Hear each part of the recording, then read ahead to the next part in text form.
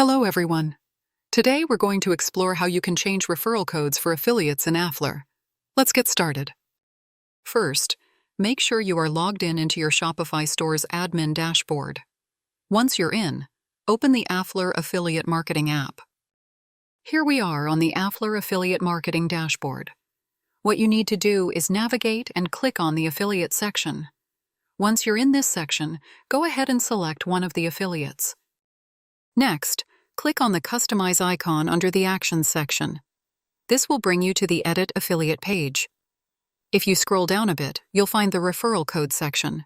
It's labeled as Optional. It says Optional because when you create an affiliate, Afflr assigns a default referral code automatically. To change it, simply click on the Change button. Now, go ahead and enter the affiliate referral code that fits your requirements. The code can consist of 4 to 12 characters, allowing a combination of both numbers and letters.